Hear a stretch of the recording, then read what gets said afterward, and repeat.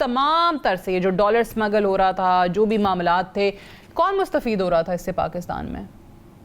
आपने बहुत जबरदस्त सवाल पूछा है और लोग समझ नहीं पाते इस सवाल को, पर हम ये जो मैं अभी जवाब दूंगा, you can note this down forever.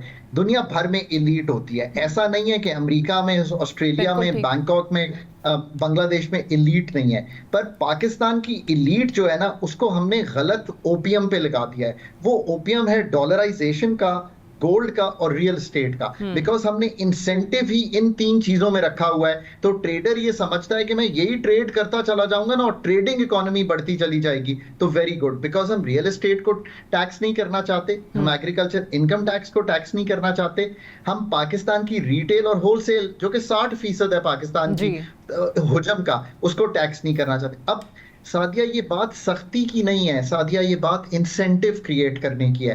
आपको अगर इंसेंटिव ये ना हो कि आप अच्छा प्रोग्राम करेंगी तो आप प्राइम टाइम पे रहेंगी, तो आप भी ये कहेंगी कि ठीक है, आई विल रिलैक्स ऑल्सो, मैं काम करूं या ना करूं। This is where we are going wrong. Elite को आप एलिमिनेट नहीं कर सकते, बट इलीट से हम पैदावारी काम लेने की बजाय हम उनके पैसे गलत कामों में लगा रहे हैं। अगर आप आज डॉलराइजेशन उड़ाना शुरू करते हैं इस मुल्क में, किस मुल्क में होता है, बाकी मुल्क में रह के देखिए, मैं 2 मुल्कों में रहा हूं दुनिया, बल्कि 3 मुल्कों में रहा हूं, आप जाके उनकी करेंसी के अलावा कोई करेंसी खरीद ही नहीं सकते। हमने पाकिस्तान में ये अलाउ किया हुआ, पाउंड रखें, यूरो रखें, डॉलर रखें, इन चीजों से डी डॉलराइज करना है इकोनॉमी को।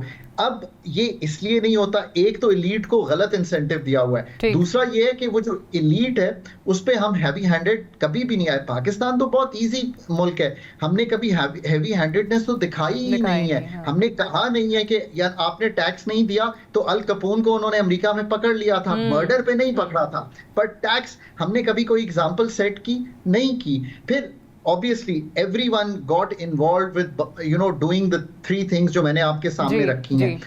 अब इकोनॉमी में जो मैन्युफैक्चरिंग है, इकोनॉमी में जो पैदावारी सलाहियत है एग्रीकल्चर की, वो कमजोर होती चली गई।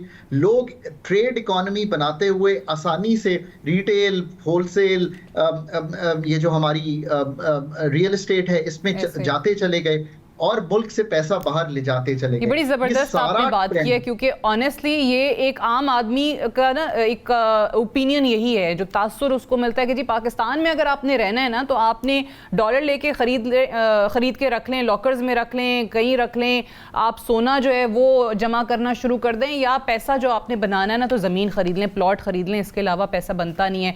मेरे पास टाइम थोड़ा, मुझे बताइएगा कि अगर हम गुर्बत की बात करते हैं तो आप 40% अपनी पॉपुलेशन को देखते हैं जो खते गुर्बत से नीचे है। अनएम्प्लॉयमेंट जो है वो बढ़ती चली जा रही है, 6% से बढ़ के अगेन 10% पे आ गई, जैसे पहले भी मैंने जिक्र किया था। कैसे करेंगे आप? जॉब क्रिएशन जो है वो नहीं हो पा रही है मुल्क के अंदर। आपका जो इतनी बड़ी आबादी में जो यूथ है वो रोज़ बरोज़ जो है वो मज़ीद कहना चाहिए कि डिसअपॉइंट ही होता चला जा रहा है, उसको समझ में नहीं आ रहा कि उसका क्या फ्यूचर है पाकिस्तान में। तो सादिया, मैं हमेशा बहुत ही कलीदी गुफ्तगू करता हूं, तो मैं आपको सबसे बढ़ के कहता हूं कि देखिए ना, सबसे पहले तो हमें ये दर्स देना पड़ेगा पाकिस्तान में कि हम 60 लाख बच्चे हर साल पैदा करते हैं। ये 2 इस्लामाबाद के हम हर साल पैदा करते हैं। इतना बड़ा हमारा आज भी जो पॉपुलेशन ग्रोथ रेट है वो 2.55% है। हमारे नेबर्स जो हैं वो 1-1.5% पे आ गए हैं। तो सबसे पहले तो ये सोशल कॉन्ट्रैक्ट को रिन्यू करना पड़ेगा हमें। हम अगर इस तरह चलते जाएंगे सादिया, ये बात नहीं बनेगी। ये आबादी कंट्रोल करें, बिल्कुल सही कह रहे हैं। ये पहली चीज है।